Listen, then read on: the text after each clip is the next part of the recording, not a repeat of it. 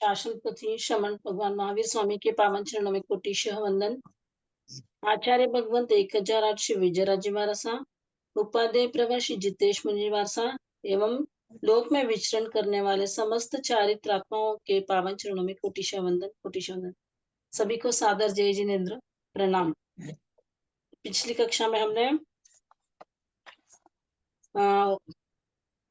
समय क्षेत्र तक किए थे, समय क्षेत्र तक देखा था ने दात की कर्ण पुष्कर भी सभी हो गया अपना। अब आज जो है ज्योतिष देवों का अधिकार यानी ज्योतिष देवों के बारे में जानेंगे। तो ये तिरछालोक के ऊपरी 900 योजन में कौन से देव रहते हैं? तिरछालोक के ऊपरी 900 योजन में ज्योतिषी देव रहते हैं, यानी समभूमि से, ये समभूमि है, ये समभूमि से यहाँ तक जो है 900 योजन हो जाएगा। यहाँ तक जो है 900 योजन हो जाएगा। इसका प्रारंभ कहाँ से होगा? प्रारंभ जो है 790 योजन से, यानी समभूमि से 790 योजन ऊपर जाने पर पहला जो है तारा मंडल आएगा फर्स्ट। उसके बाद उसके ऊपर जो है यानी ये 100 पूरा जो है 110 योजन का विस्तार वाला है। यहाँ से शुरू होगा, 790 योजन ऊपर जाने पर शुरू होगा और 900 योजन तक ये खत्म हो जाएगा। पूरा जो ज्योतिष मंडल कह सकते हैं या ज्योतिष चक्र कह सकते हैं, वो कहाँ से शुरू होगा? समभूमि से 790 योजन ऊपर जाने पर ये शुरू होगा और खत्म जो है 900 योजन पर खत्म हो जाएगा। यानी तिरछालोक 900 योजन तक की है, समभूमि से 900 योजन तक तिरछालोक है। तो तिरछालोक के अंदर ये ज्योतिष चक्र आया हुआ है। ये जो तारा मंडल जो है ये 790 योजन ऊपर है। उसके ऊपर जो है 10 योजन ऊपर जाने पर सूर्य का मंडल आएगा। फिर उसके ऊपर 880 यानी ये 800 योजन पे सूर्य का मंडल रहेगा, 800 योजन पे। उसके 80 योजन ऊपर जाने पर चंद्र का मंडल आएगा। यहाँ से 80 योजन ऊपर जाने पर यानी 880 योजन पर जो है चंद्र विमान आएगा। फिर उसके ऊपर 884 योजन के वहां पर नक्षत्र मंडल आया हुआ है, यानी नक्षत्र के विमान आए हुए हैं। पहले से नीचे से 790 योजन जाने पर तारा मंडल यानी तारा विमान है। उसके ऊपर 10 योजन जाने पर सूर्य विमान है। उसके 80 योजन ऊपर जाने पर चंद्र विमान है। उसके 4 योजन ऊपर जाने पर नक्षत्र विमान है। अब 4 बढ़ाना, 4 और बढ़ाएंगे तो 888, यानी इसके ऊपर 4 योजन जाने पर बुध का विमान आया हुआ है। फिर उसके ऊपर 3 योजन ऊपर जाने पर यानी 891, 3 योजन ऊपर जाने पर शुक्र का विमान आया हुआ है। उसके बाद 3 योजन और ऊपर जाने पर गुरु का विमान आया हुआ है, यानी 894। इसके 3 योजन ऊपर जाने पर मंगल का विमान है, 897 योजन ऊपर जाने पर। और जो शनि का विमान है वो 900 योजन पर आया हुआ है। यानी 790 योजन ऊपर जाने पर तारा विमान आता है। उसके 10 योजन ऊपर सूर्य का विमान है, यानी 800 योजन पर। फिर जो 880 योजन पर चंद्र का विमान है। उसके 4 योजन ऊपर जाने पर यानी 884 योजन पर नक्षत्र का विमान है। 888 योजन पर बुध का विमान है। 891 योजन ऊपर जाने पर शुक्र का विमान है। 894 योजन ऊपर जाने पर गुरु का विमान है। फिर उसके 3 योजन ऊपर जाने पर यानी 897 योजन ऊपर जाने पर मंगल का विमान है और 900 योजन पे शनि का विमान है। ये पूरा जो है ग्रह मंडल हो गया, ये पूरा ग्रह मंडल है।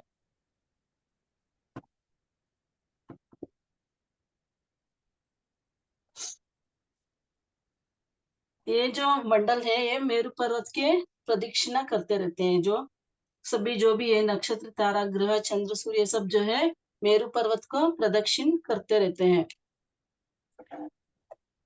ज्योतिष चक्र का प्रारंभ जम्बूद्वीप के मेरु पर्वत से 1121 योजन दूर से होता है। यानी मेरु पर्वत से जो है इसकी दूरी जो है 1121 योजन की रहेगी। यानी मेरु पर्वत से 1121 योजन दूरी से जो है ये चक्रवाल शुरू होगा, यानी मंडल शुरू होगा जहां पर ये घूमते रहते हैं। और असंख्यात द्वीप समुद्र में विस्तृत है, यानी ये जो फिर घूम रहे हैं वो असंख्यात द्वीप समुद्र के ऊपर घूमते रहते हैं। मनुष्य क्षेत्रवर्ती ज्योतिष विमान चर है, उसके बाहर वाले अचर है, यानी जो अड़ई द्वीप में जो चंद्र सूर्य है वो सब चर है, यानी चलने वाले हैं, यानी एक जगह स्थिर नहीं रहने वाले हैं। बाकी के जो है चंद्र और सूर्य वो सब स्थिर रहने वाले हैं। अड़ई द्वीप के बाहर जो भी है चंद्र सूर्य वो सब स्थिर है, अचर है। ये जो चक्र है ये कितने दूर आलोक से 1111, अगर इसको आलोक समझे,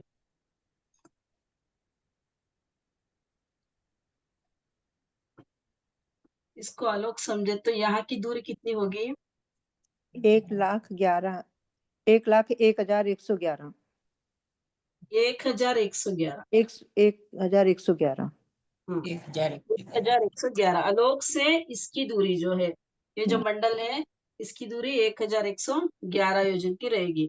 पूर्व तक 1111 योजन। हाँ जय जिनेंद्र सा, आवाज नहीं आ रही आपकी बरोबर। नेट प्रॉब्लम आ रहा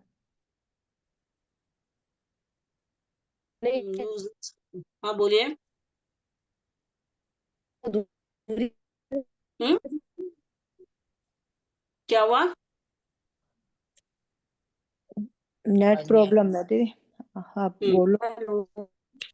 ठीक है, बाद में पूछ लेना आप। उनको समतल भूमि से दोबारा 500। ज्वाइन कर लेंगे, हाँ सा, दोबारा ज्वाइन कर लेंगे एक बार लिंक। हाँ हाँ। अभी जो है समतल भूमि से 790 योजन से प्रारंभ होकर 900 योजन तक ये पूरा रहेगा।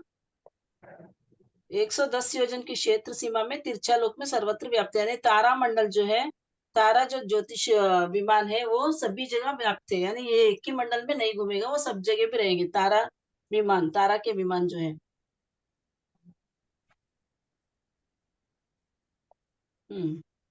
अब ये विमान एक जगह पर रहते हैं, परिभ्रमण करते रहते हैं। अड़ई द्वीप के अंतर्वर्ती ज्योतिषी देव के विमान नित्य परिभ्रमण करते रहते हैं, परंतु बाहर वाले ज्योतिषी देव के विमान सदा एक जगह स्थिर रहते हैं।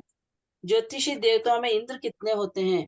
अब इंद्र पूछ रहे हैं कि ज्योतिषी देवों में इंद्र कितने होते हैं। भवनपति में वहां पे कितना बोला था, कितने इंद्र थे भवनपति के? 20। वाणवंतर देवों के 32। हाँ, 16 वाणवंतर के 32 इंद्र। अब यहाँ पर कितने ज्योतिषी देव कितने हैं? चंद्र, सूर्य, ग्रह, नक्षत्र और तारा है, 5 है। ज्योतिषी जो है 5 है, 5 चर और 5 अचर, इस प्रकार 10 भेद होते हैं। ज्योतिषी के भेद कितने हैं? 10 है। लेकिन इंद्र कितने होते हैं? सिर्फ 2 ही होते हैं, चंद्र और सूर्य। चंद्र और सूर्य 2 ही इंद्र होते हैं, तो 5 नहीं होंगे। चंद्र, सूर्य, ग्रह, नक्षत्र, तारा 5 ज्योतिषी देव है, लेकिन 5 में से सिर्फ 2 के इंद्र होते हैं, 2 ही इंद्र होते हैं, चंद्र और सूर्य। एक एक चंद्र सूर्य का परिवार कितना है? एक चंद्र सूर्य के साथ में 88 ग्रह, यानी एक चंद्र और एक सूर्य है, तो इनका परिवार कितना होगा? 88 ग्रह, 28 नक्षत्र होंगे, और तारा होंगे 67,975 कोड़ा कोड़ी तारा।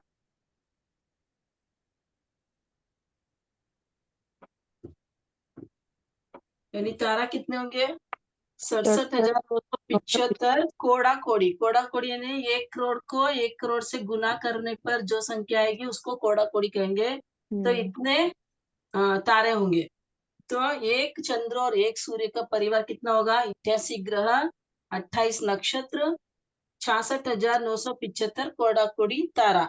इतना बड़ा परिवार एक चंद्र और एक सूर्य को होगा। अब जो है अड़ई द्वीप में कितने चंद्र और कितने सूर्य है? 132। हाँ, कैसे हैं? 132 कैसे बनेंगे? 2 जम्बू द्वीप में, 2 चंद्र सूर्य जम्बू द्वीप में, जम्बू द्वीप में 2 है, लवण लवण समुद्र में। समुद्र में 4। हाँ हाँ, फिर फिर 12 दात, कनक दात की खंड, दात के खंड 12 12 फिर फिर पुष्कर 42 नहीं, कालोदरी समुद्र में, कालोदरी में 42, हाँ 42। फिर आएगा फिर 72 पुष्कर द्वीप में, अर्ध पुष्कर अर्ध पुष्कर द्वीप में 72। 72 इस प्रकार 132 सूर्य और 132 चंद्र होते हैं अढ़ाई चंद्र द्वीप के। हाँ, तो इनका परिवार कितना होगा? तो 132 सूर्य होंगे, 132 चंद्र होंगे, और इनका परिवार होगा 616 11,616 ग्रह होंगे। नक्षत्र जो है 3,696 नक्षत्र होंगे, एवं 88,40,000 700 कोड़ा कोड़ी तारे। तारा होंगे, कोड़ा कोड़ी तारे। तो एक बार जैसे एक एक का 88 ग्रह था, तो 132 के इतने ग्रह होंगे, 11,616 ग्रह होंगे। और नक्षत्र जो है 28 नक्षत्र है, एक चंद्र और सूर्य के 28 नक्षत्र होंगे, तो 132 के 3,696 नक्षत्र होंगे। फिर जो तारे हैं 88,40,700 कोड़ा कोड़ी तारे होंगे। अब ज्योतिषी देवों के विमान का आकार कैसा है? ज्योतिषी देवों के विमान का आकार अर्ध कपित फल का आकार होता है। अर्ध कपित फल यानी जैसे बॉल होता है, बॉल को देखा है उसे आधा बॉल, बॉल को अगर आधा कट कर दे तो कैसे दिखाई देगा, वैसे वाला आकार इनका होता है, इन विमानों का होता है।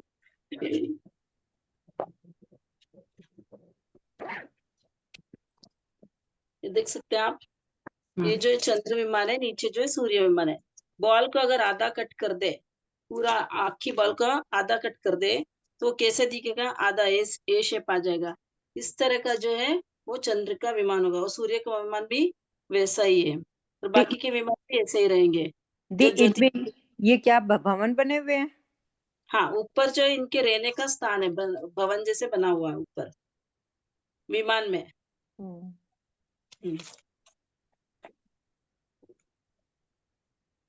इनका आकार अर्ध कपित फल के समान है। कपित फल आप जानते हो कि वो जंगली फल आता है एक, वो उसको कपित फल बोलते हैं, उसको खाते भी हैं, उसका जूस भी बनता देखा हुआ नहीं है।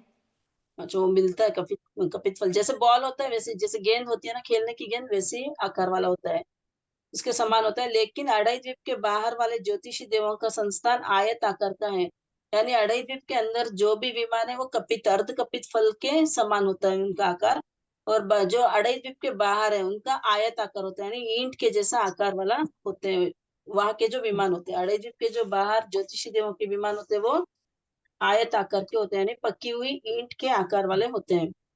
अब ज्योतिषी देवों के विमानों को कितने देव उठाते हैं? तो ज्योतिषी देवों के विमानों को निम्नांकित देव उठाते हैं। प्रत्येक दिशा में देव 4,000, यानी चंद्र विमान को 4,000 देव उठाते हैं एक दिशा में। चंद्र के विमान को एक दिशा में 4,000 देव उठाते हैं। तो चारों दिशाओं में कितने देव होंगे? 16,000। 16,000 4 इंटू 4,000 इंटू तो 16,000 होंगे।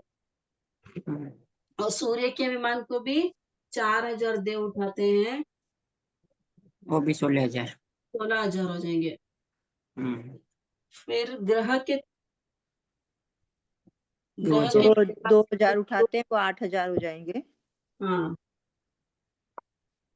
नक्षत्र नक्षत्र 1,000 उठाते हैं तो तो 4,000 हो गए। तारा और तारा के 500 उठाते हैं तो 2,000 हो जाएंगे। हाँ, 500 देव उठाते हैं तो 2,000 देव उठाएंगे। चारों दिशाओं में इतने इतने देव उनके विमानों को उठाते हैं। ज्योतिषी देवों के विमान को देव उठाकर चलते हैं क्या? इसलिए ये विमान आकाश में अधर रखकर घूम रहे हैं? तो भगवान फरमाते हैं नहीं, चंद्र सूर्य आदि ज्योतिषी देवों के विमान तथाविध जगत स्वभाव से स्वयमेव निरालंबन रूप से विचरते हैं, यानी इनको कोई जरूरी नहीं कि उठा के घूमे, ये अपने जगत स्वभाव से ही घूमते रहते हैं। तथापि उनके आभियोगिक देव तथाविध नामकरण के उदय से स्व समान जाति में अथवा अपने से हीन जाति के देवों में अपनी कीर्ति कला प्रकट करने के लिए अत्यंत प्रमोद रूप से चंद्रादि के विमान के नीचे सिंह आदि रूपों को धारण करके विमानों का सतत वहन करते रहते हैं। यानी जो आभियोगिक देव है, आभियोगिक देव जो जैसे नौकर दास आदि रहते हैं, वैसे वाले देव वहां पर रहते हैं। उनकी जो है ना, उनके समान वाले जो देव है या उनसे नीचे वाले जो देव है, उनसे इनकी उनके सामने इनकी रिद्धि को प्रकट करने के लिए ये ऐसा करते हैं। किलविशी को बोलते हैं। हम्म किलविशी किलविशी देव वो अलग जाति के देव हैं। यहाँ पर जो है ये भी ज्योतिषी देवी होंगे, आभियोगिक देव जो है ये भी ज्योतिषी देवी होंगे, लेकिन किलविशी देव तो अलग होंगे, ज्योतिषी से ऊपर आएंगे, वो वैमानिक देव है किलविशी देव। किलविशी देव, हाँ, वो भी नीच जाति के देव ही होते हाँ वो हैं, नीच जाति के है ना। हाँ लेकिन वहां पर स्थिति वगैरह सब भी उनकी ज्यादा होती है, वो वैमानिक देव है, अच्छा। ये ज्योतिषी देव है। इनकी स्थिति कम होगी उनसे, वैमानिक देवों से इनकी स्थिति कम होती है। तो ये आभियोगिक देव जो है दास जैसे, वहां पर भी नौकर चाकर तो होंगे ही ना, ज्योतिषी देवों में भी जैसे नौकर होते हैं वैसे ये भी आभियोगिक देव होते हैं। इनका नामकरण ऐसा ही होता है, इसलिए वो स्वसमान जाति के अथवा अपने से हीन जाति के देवों में अपनी कीर्ति कला प्रकट करने के लिए, यानी मुझ में टैलेंट है ऐसा दिखाने के लिए ये उनके नीचे से यानी विमान को उठाकर चलते हैं। वो अलग अलग रूप में बनाकर विमान को उठाकर चलते हैं। पूर्व दिशा में सिंह के रूप में, यानी पूर्व दिशा में जो अभियोगिक देव रहेंगे वो सिंह का रूप बनाएंगे, दक्षिण दिशा में हाथी का रूप बनाएंगे, पश्चिम में ऋषभ के रूप में एवं उत्तर दिशा में अश्व के रूप में रहते हैं। ये चारों दिशाओं में ऐसा रूप बनाकर विमानों को ऐसे ऐसे लगता है कि वो उठाकर घूम रहे हो, लेकिन विमान अपने आप घूमता है। तो ज्योतिषी देवों की गति में फर्क होता है या सबकी गति बराबर होती है? ज्योतिषी देवों की गति में फर्क होता है। चंद्र की गति सबसे मंद होती है, यानी सबसे मंद गति किसकी है? चंद्रमा की। फिर आएगी सूर्य की गति, उससे शीघ्र होगी। फिर उससे शीघ्र ग्रह की गति होगी, उससे शीघ्र नक्षत्र की गति होगी, और उससे शीघ्र तारा की गति होगी। यानी सबसे शीघ्र गति किसकी होगी? तारा की। तो इसको लाइन से बोल सकते हैं, चंद्र सूर्य ग्रह नक्षत्र तारा। तो चंद्र से सूर्य की गति शीघ्र होगी, सूर्य से ग्रह की गति शीघ्र होगी, नक्षत्र की उससे शीघ्र होगी, और तारा की उससे भी शीघ्र होगी। यानी सबसे शीघ्र गति किसकी होगी? तारा की। तारा सबसे मंद गति किसकी होगी? चंद्रमा की। चंद्रमा की। अब नेक्स्ट क्वेश्चन है, ज्योतिषी देवताओं में किसकी रिद्धि ज्यादा है और किसकी कम है? तो ज्योतिषी देवताओं में चंद्रमा की रिद्धि सबसे ज्यादा है। चंद्रमा से सूर्य की रिद्धि कम है, सूर्य से ग्रह की रिद्धि कम है, ग्रह से नक्षत्र की रिद्धि कम है, और नक्षत्र से तारा की रिद्धि कम है। यानी सबसे ज्यादा रिद्धि ऐसे ही लाइन से आएगी, चंद्र की रहेगी पहले, फिर उससे कम हो जाएगी सूर्य की, फिर उससे कम रहेगी ग्रह की, और उससे कम रहेगी नक्षत्र की, और नक्षत्र से कम रहेगी तारा की। यानी सबसे कम रिद्धि किसकी होगी? तारा की, और सबसे ज्यादा रिद्धि रहेगी चंद्रमा चंद्रमा की। अब ज्योतिषी देवों की गति में फर्क क्यों है? इस तरह से ये फर्क क्यों है? उनकी गति शीघ्र, तारा की गति शीघ्र बताइए, क्यों बताइए शीघ्र? जो जितना ज्यादा रिद्धि संपन्न, वैभव ऐश्वर्य संपन्न होता है, उसकी चाल उतनी श्रेष्ठ एवं मंद मंद होती है। यानी चंद्र की रिद्धि ज्यादा है तो इसलिए उसकी चाल भी मंद मंद होती है। और जो सामान्य कर्मचारी लोग होते हैं वे शीघ्र शीघ्र इधर उधर दौड़ते रहते हैं। ज्योतिषी देवों में चंद्रमा की रिद्धि सर्वाधिक है, जबकि तारा की रिद्धि सबसे कम है। इसलिए चंद्रमा की गति सबसे मंद एवं तारा की गति सबसे शीघ्र है। तो चंद्रमा की गति सबसे मंद है और तारा की गति सबसे शीघ्र है। तो हो गया ज्योतिषी देवों का वर्णन। अब इसमें कुछ डाउट्स है किसी को? इसको कुछ डाउट्स है? ऐसे तो याद करने पिछली कक्षाओं से कोई डाउट्स नहीं है किसी को? ये सब एग्जाम में आएंगे ना सर? हाँ, जितना पढ़ा उतना ही आएगा, उससे ज्यादा नहीं आएगा। और भी इसका डिटेल बहुत सारा है, लेकिन वो सब नहीं आएगा। इसमें बुक्स में जो है उतना ही आएगा, और उतना ही मैं पढ़ा भी रही हूँ, उससे ज्यादा तो नहीं पढ़ा रही हूँ मैं। इसमें जो है उतना ही करवा रही हूँ मैं, तो आएगा एग्जाम में। जय जिनेंद्र, हाँ, ये एक पेज नंबर 17 पे जो जम्बूद्वीप में क्या रचना है? 17 में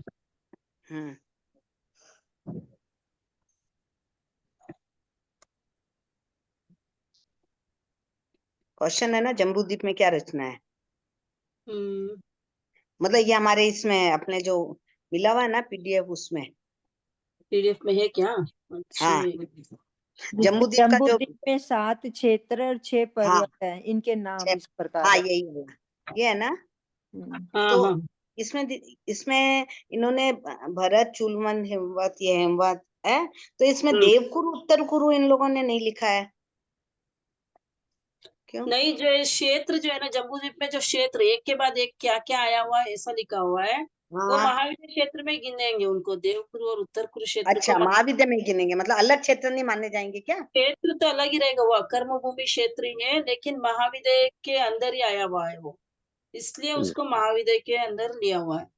बाकी नहीं तो क्षेत्र फिर तो है, अलग ही है, देवकुरु उत्तर कुरु अकर्म भूमि क्षेत्र है। हाँ, जब महाविद्य अकर्म, हाँ, महाविद्य का जब वर्णन किया था उसमें आया हुआ था देवकुरु उत्तर कुरु करके।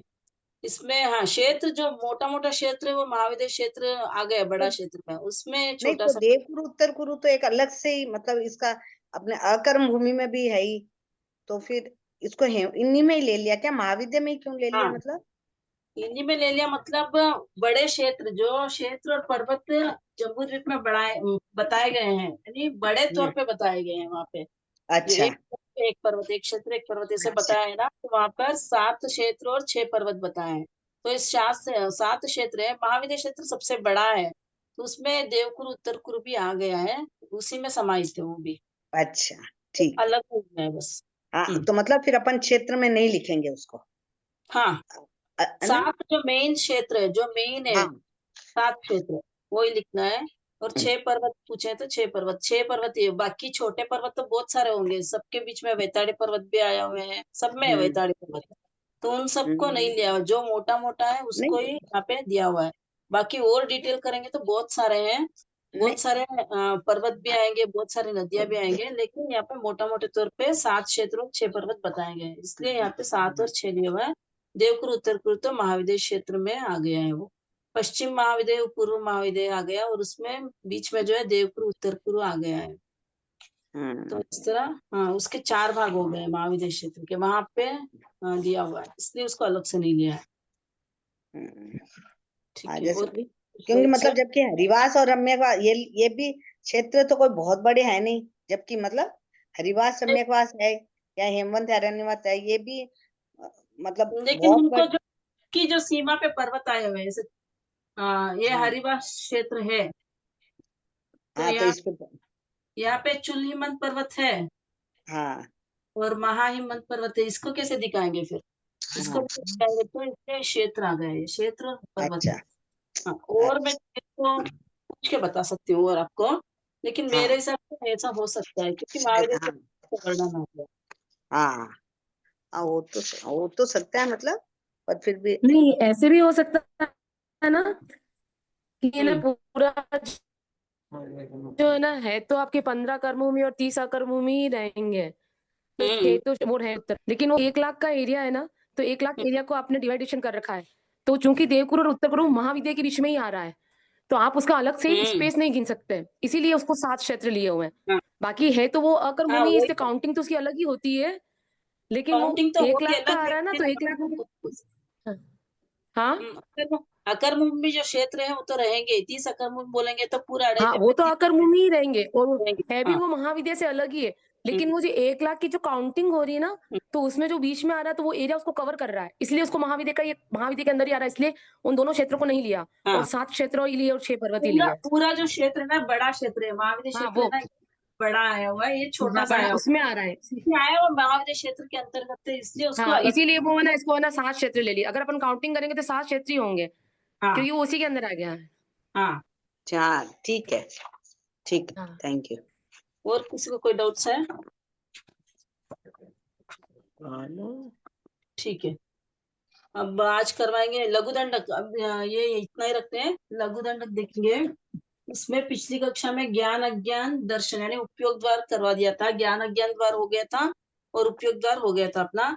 आज करवाएंगे 16वां द्वार, योग द्वार।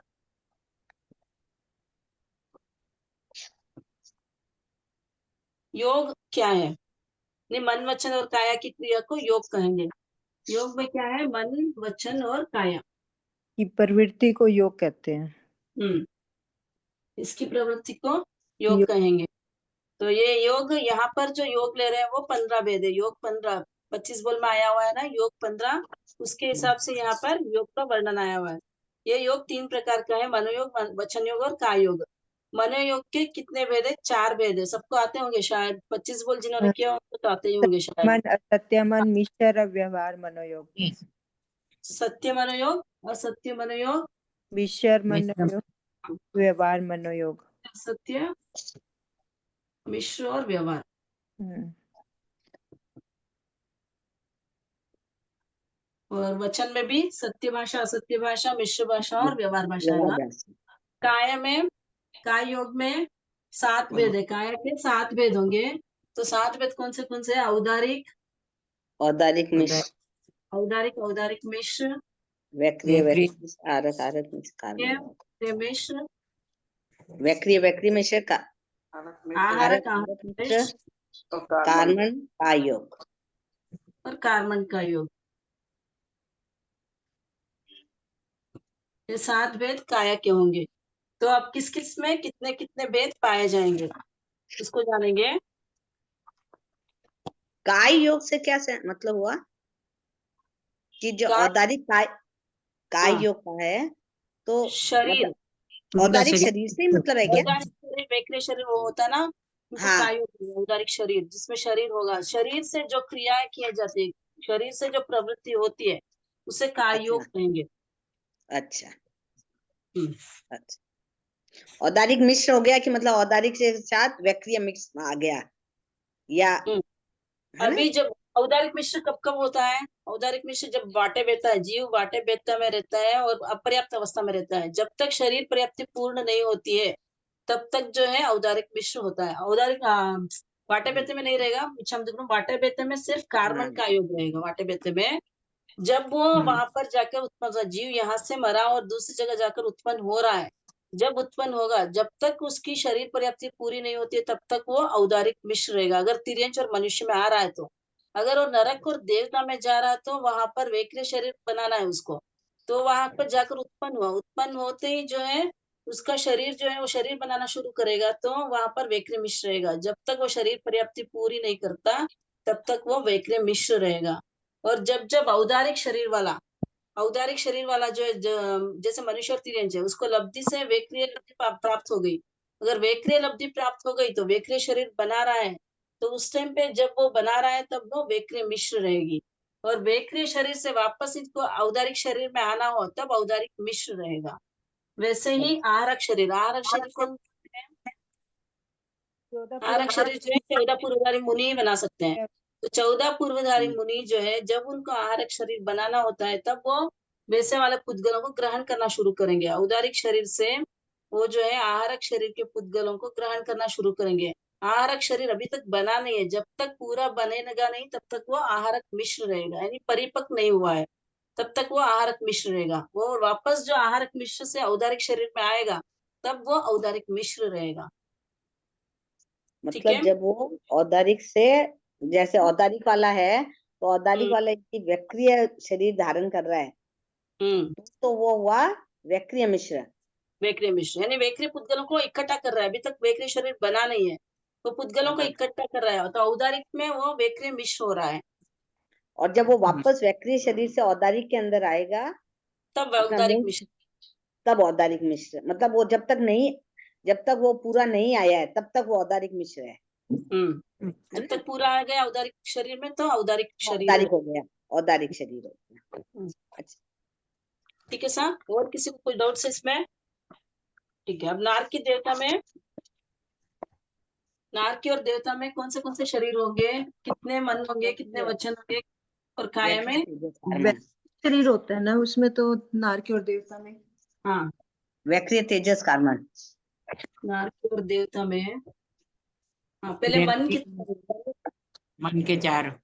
पंचेंद्रिय है तो मन भी है, संधि पंचेंद्रिय तो मन के होंगे, मन के 4 होंगे, वचन के 4 4 होंगे, काया के कितने होंगे? 3। 3 होंगे, वैक्रिय मिश्र और कार्बन। हम्म। तो कुल अच्छा। योग कितने होंगे? 11। अब नार की देवता का हो गया तिर्यंश में 4 स्थावर में 4 स्थावर एक साथ लेंगे और वायु काय को छोड़ देंगे। 4 स्थावर पृथ्वी काय, अपकाय, तेवकाय और वनस्पति काय को साथ में लेंगे, क्योंकि वायु काय भी व्यक्रिय कर सकती है, इसलिए उसको अलग लेना पड़ेगा। तो 4 स्थावर में कितने योग होंगे? मन है क्या 4 स्थावर में? नहीं, नहीं ना मन है ना वचन है। मन भी नहीं है और वचन भी नहीं है। और काया में 3 एक उदरिक मिश्र और कार्बन। हाँ 3 योग पाए जाएंगे। फिर काय में, वायु काय में इन मन नहीं है, एक इंद्रिय है, वचन नहीं, नहीं है, हाँ मुंह नहीं है उसके बोलने के लिए।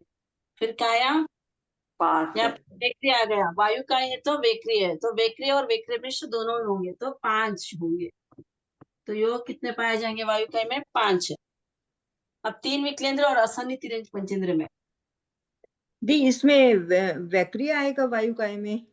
हाँ वेक्रिय, वायु काय वेक्रिय कर सकती है, ये करते तो हैं।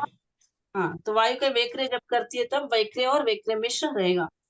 अब 3 विकलेंद्रिय और असनी तिर्यंश पंचेंद्रिय, मन नहीं इसमें होता है। मन नहीं है, वचन भाषा वचन व्यवहार होता है। भाषा है। वचन तो होता यहाँ पर सिर्फ व्यवहार भाषा रहेगी एक। है। और एक काया, उदरिक उदरिक मिश्र और कार्बन। 3। तो यहाँ पे 4 योग होगा। आगे असनी तिर्यंश पंचेंद्रिय, सन्नी तिर्यंश पंचेंद्रिय आ गए तो मन होगा। सन्नी तिर्यंश पंचेंद्रिय में 4 सन्नी मन तिर्यंश, 4 मन वचन। मन होंगे सारे होंगे। मन है तो चारों ही होंगे। हाँ 4 मन के, वचन भी 4। 4 वचन के,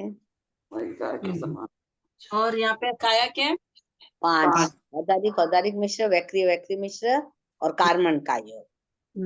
तिर्यंश पंचेंद्रिय तो वेक्रिय भी कर सकता है, तो वेक्रिय लब्धचारी अगर होगा तिर्यंश तो वेक्रिय और वेक्रिय मिश्र भी आ जाएगा। तो इसमें कितने हुए योग? 4 और 4 8 और 13। 13। अब मनुष्य में असन्नी मनुष्य में नहीं होता, वचन भी नहीं होता है, मन भी नहीं होता है, वचन भी नहीं होता। और वचन भी नहीं है, लेकिन है मनुष्य, मनुष्य है, फिर भी उनमें मन भी नहीं है और वचन भी नहीं है। वचन क्यों नहीं है यहाँ पर? मनुष्य तो है ना, मनुष्य पंचेंद्रिय, वो अपर्याप्त अवस्था में ही मर जाता है। ये अवस्था में गर्भ है। 3.5 करके मर जाता है। 3.5 करके मर जाता है, लेकिन भाषा पर्याप्ति पूरी नहीं होती है, इसलिए यहाँ पर वचन भी नहीं लिया हुआ है। तो भाषा पर्याप्ति पूरी नहीं होती है, इसलिए वचन नहीं लिया हुआ है। और योग काय योग में कितना होगा? 3। उदरिक मिश्र और कार्बन। हाँ 3। तो इसमें योग कितने होंगे? 3 ही योग होंगे। फिर युगलिक मनुष्य में मन भी है, वचन भी है, काया भी है, 4 मन के, 4 वचन के और 3 काया काया, के औदारिक औदारिक मिश्र और कार्बन। 3 होंगे, तो अब 11 योग होंगे। फिर आए कर्म भूमित सन्नी मनुष्य में सब होंगे, सभी होंगे। सन्नी मनुष्य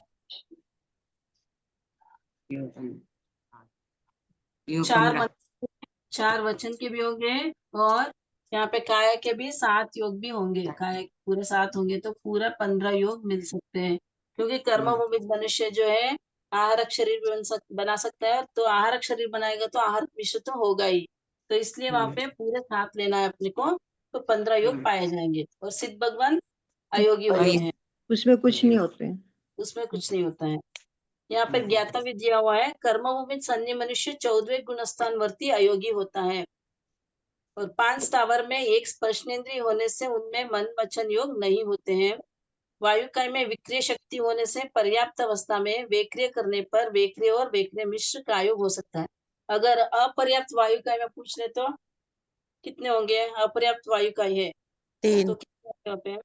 3। औदारिक औदारिक मिश्र कार्बन 3 ही योग पाए जाएंगे। 3 विकलेंद्र और असन्नी तिर्यंश पंचेंद्र में अव्यक्त वचन योग होने से एक व्यवहार भाषा ही कही गई, यानी मुंह तो है, बेंद्रिय है तो उसको मुंह तो आ गया ना, तो आवाज कर सकता है, तो इसलिए वहां पर वचन योग में सिर्फ व्यवहार भाषा लिए हुई है। सन्नि तिर्यंच पंचेंद्र और कर्मभूमि सन्नि मनुष्य में वेक्रिय लब्धि का प्रयोग करने पर पर्याप्त अवस्था में वेक्रिय और वेक्रिय मिश्र का योग होता है। यानी सन्नि तिर्यंच पंचेंद्र और कर्मभूमि सन्नि मनुष्य में जब वेक्रिय लब्धि होती है तब उनमें पर्याप्त अवस्था में वेक्रिय और वेक्रिय मिश्र का योग होता है। अपर्याप्त अवस्था है तो वहां पर वेक्रिय और वेक्रिय मिश्र नहीं रहेगा। और सन्नि मनुष्य को आहारक लब्धि का प्रयोग करने पर पर्याप्त अवस्था में आहारक आहारक मिश्र का योग होता है। यहाँ पर भी जो है पर्याप्त अवस्था में ही आहारक आहारक मिश्र का योग होगा, क्योंकि पर्याप्त अवस्था में वो साधु बन सकता है, अपर्याप्त अवस्था में तो साधु बन नहीं सकता। तो जो पर्याप्त है यहाँ पर जो पर्याप्त पूछेंगे, अगर कर्मभूमि सन्नि मनुष्य में पूछेंगे तो पूरे योग आएंगे। अगर अपर्याप्त है तो आहारक आहारक मिश्र भी नहीं ले सकते, वेक्रिय वेक्रिय मिश्र भी नहीं ले सकते। तिर्यंच में भी ऐसा ही होगा। जो पर्याप्त तिर्यंच है सन्नि तिर्यंच जिनमें वेक्रिय लब्धि है उनमें जो है सन्नि तिर्यंच 5 योग पाए जाएंगे, वेक्रिय वेक्रिय मिश्र भी पाए जाएंगे। अगर अपर्याप्त अवस्था में है तो वेक्रिय वेक्रिय मिश्र नहीं होगा सन्नि तिर्यंच पंचेंद्र में। ठीक है, दीदी ये हो गया। बोलना एक बार कि क्या बोला आपने? क्या सन्नि तिर्यंच है तो क्या होगा, दोबारा बताना। सन्नि तिर्यंच अपर्याप्त है तो वहां पर तो उसको वेक्रिय लब्धि रहेगी नहीं, पर्याप्त होगा तभी वो लब्धि प्राप्त कर सकता है। इसलिए वहां पर कितने योग होंगे? काय योग में 3 3 होंगे। हाँ, वेक्रिय वेक्री वेक्रिय नहीं रहेगा, नहीं रहेगा वहाँ पे। वेक्री और वेक्री मिस नहीं होगा। हम्म ठीक है, अभी अगले द्वार करवा दें। नेक्स्ट द्वार है आहार द्वार। यहाँ पे कोई डाउट्स है इसमें?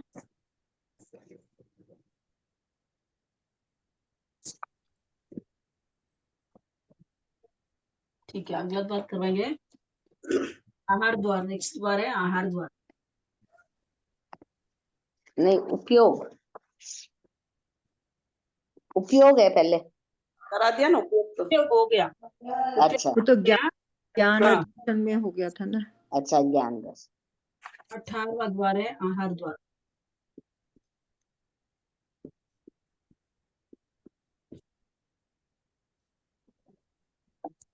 तो आहार किसे कहेंगे? शरीर के निर्माण व पोषण के लिए बाह्य पुद्गलों को ग्रहण करना आहार कहलाता है। यानी शरीर को निर्माण करने के लिए और उसका पोषण करने के लिए जो पुद्गलों को ग्रहण कर रहे हैं उसे आहार कहेंगे।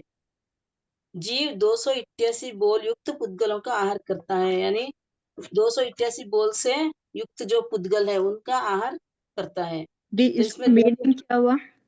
ये हाँ? नहीं समझा। 288 बोल मतलब अभी आगे आ रहा है 288 बोल, यानी ये पुद्गल जो है 288 प्रकार से पुद्गल को ग्रहण करता है जीव।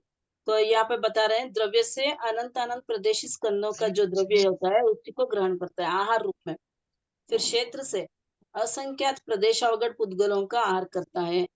जो पुद्गल है वो असंख्यात पुद्गल, असंख्यात प्रदेशी होता है वो पुद्गल, उसका आहार ग्रहण करता है। और बाद में जो है काल से एक समय वाला पुद्गल को ग्रहण कर सकता है, 2 समय वाला यावत 10 समय वाला, यानी 1 2 3 4 ऐसे 10 भेद हो गए। फिर संख्यात समय वाला और असंख्यात समय की स्थिति वाले पुद्गलों का आहार करते हैं। कुल इस प्रकार 12 बोल हुए। यहाँ पे बोल बता रहे हैं 288 बोल है ना, 288 बोल में से द्रव्य से 1 बोल होगा, द्रव्य से 1 बोल हो गया, क्षेत्र से 1 बोल होगा, काल से 11 काल 12 बोल। 12 हुए। हाँ, हम्म 12 बोल कैसे पता समझ में आ गया ना? 1 समय 2 समय ऐसे 10 समय तक गिनेंगे, फिर संख्यात और असंख्यात समय।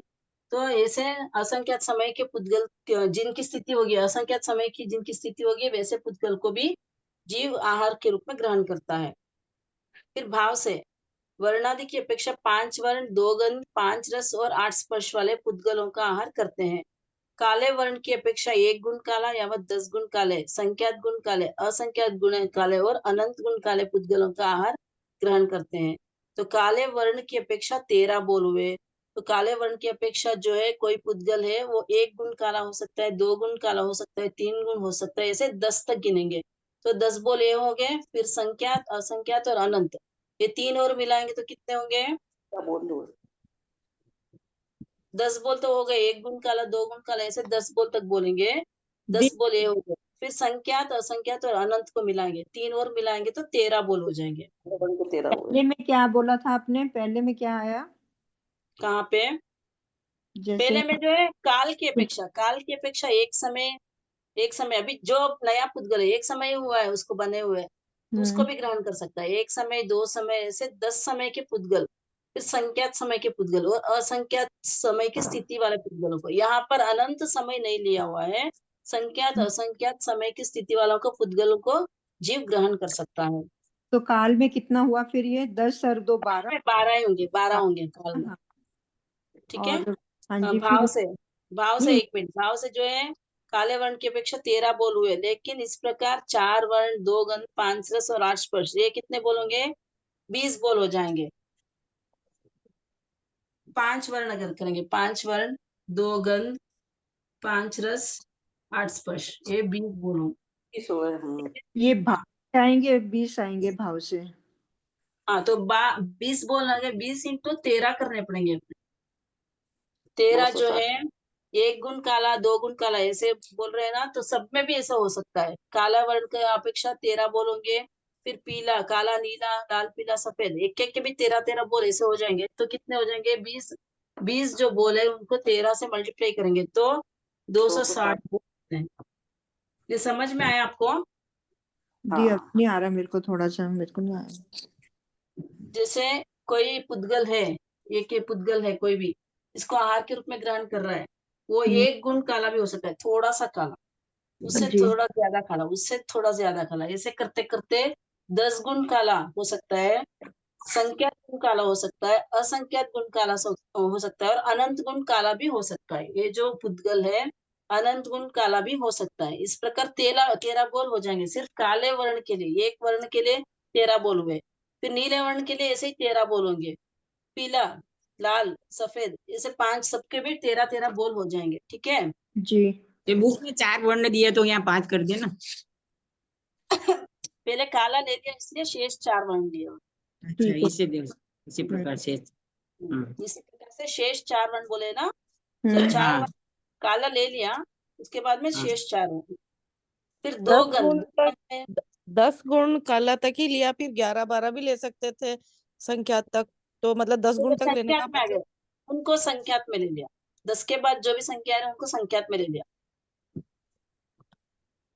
तो ठीक 10 है। तक 10 वाली संख्या भी संख्यात में हो सकती थी ना ऐसे तो। एक समय के बाद जो भी आएगी सब संख्यात में आ जाएगी। एक समय के बाद 2 समय से लेके सारी संख्यात में आ सकती थी, फिर ये 10 आ तक सकती लेने थी, का। लेकिन ऐसे बोल में जो है ना, जब प्रश्न पूछते थे गौतम स्वामी भगवान को, तो ऐसे फरमा रहे थे वो तो, 1 गुण काला, 2 गुण काला, ऐसे अलग अलग क्वेश्चन है उसमें। आगम में जब उठा के देखते हैं ना, तो अलग अलग प्रश्न आते हैं ऐसे, तो ये बोल हुए, वहां पे जो प्रश्न है वो बोल होते हैं। ठीक है। तो पहले जैसे दी द्रव्य लिया, फिर हम्म क्षेत्र लिया, फिर काल लिया। तो अब भाव। द्रव्य एक, हाँ, क्षेत्र एक। पेट का एक बार, काल के 12 बोलोगे, अच्छा, और भाव के 260 होंगे। ठीक है। भाव के 260 हुए। 260 बोल हुए। अब आगे और 13 बोल, इसमें और 14 बोल ऐड करेंगे, जो आत्म प्रदेश से स्पृष्ट पुद्गलों को, यानी आत्म प्रदेश के एकदम जो नजदीक, यानी स्पर्श किया हुआ पुद्गल है, उनको ले सकते हैं। आत्म प्रदेश अवगाढ़ पुद्गलों का, अनंतरावगाढ़ पुद्गलों का, अनंतरावगाढ़ सूक्ष्म पुद्गलों का और बादर पुद्गलों का। और जीव जितने क्षेत्र में अवगाढ़ है उसी क्षेत्र में ऊर्ध्व, नीचे, तिर्यक स्थिति प्रदेशों को ग्रहण करता है। जिस अंतर्मूर्त प्रमाण काल में वह जीव उपभोग योग्य द्रव्यों को ग्रहण करता है, उस अंतर्मूर्त के आदि के, मध्य में और अंत में ग्रहण करता है। अपने लिए उचित आहार योग्य पुद्गलों को ग्रहण करता है। स्व विषय पुद्गलों के भी अनुपूर्व से ग्रहण करता है। 3 या 4 या 5 या 6 दिशाओं से ग्रहण करता है। ये 14 बोल हुए। इसके बाद जो है और 14 बोल मिलाएंगे तो 288 बोल हो जाएंगे, 288 बोल हो जाएंगे। क्या मिलाया अभी नहीं समझ पर। ये नीचे के जो 14 बोल दिए हुए हैं, 275 से 288 बोल तक दिए हुए हैं। आत्मा प्रदेश से स्पृष्ट पुद्गल, यानी आत्मा प्रदेश जो स्पर्श किया हुआ पुद्गल है, उनको उनका भी आहार कर सकता है। आत्मा प्रदेश अवगाढ़ पुद्गलों का, यानी आत्मा प्रदेश को जितने अवगाहित है उतने पुद्गलों का भी कर सकता है।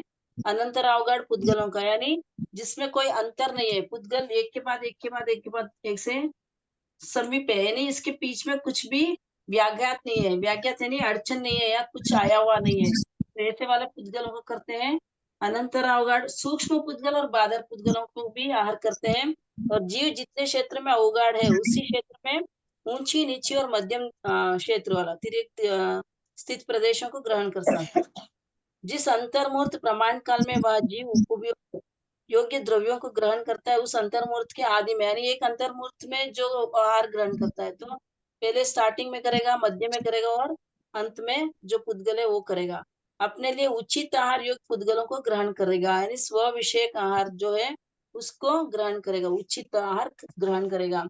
स्व विषयक पुद्गलों का भी आनुपूर्व से ग्रहण करता है, यथा समीप्य वाले पुद्गलों का, यानी क्रम से एक के बाद क्रम से करेगा, उसको आनुपूर्व से ग्रहण करेगा। 3 या 4 या 5 या 6 दिशाओं से ग्रहण करता है। ये 14 बोल हुए, ये 14 बोल भी मिलाएंगे तो 288 बोल होते हैं। 275 बोल किसके हुए? तक हुए ना, 275 से 288 हुए ये 14 हाँ, बोल। तो हाँ। 260 से 274 वाले कहाँ है? क्या हुआ? 260 बोल ऊपर हो गए थे, इसके 15 आगे बोल, बोल कहाँ है? 15 बोल नहीं आई ना 275 में। अरे ये बाकी के अच्छा, 15 14 बोल जो गिन रहे वही गिनाएंगे यूं? नहीं, ये है ना, द्रव्य का है एक, क्षेत्र का है एक, और काल के 12। 14 हाँ। हुए फिर भी 15 नहीं हुए ना। 1 मिनट, 274 ही हाँ। बने।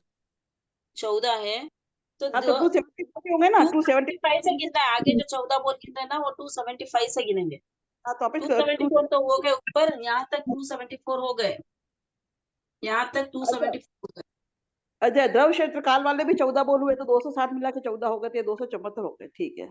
हाँ, इन तो 14 बोल को क्या नाम दिया दे नीचे वाले? इनको नाम नहीं दिया, ऐसे अलग अलग ही है बस। जैसे उनको तो द्रव्य क्षेत्र काल भाव दे दिया, तो 14 क्या नाम दिया?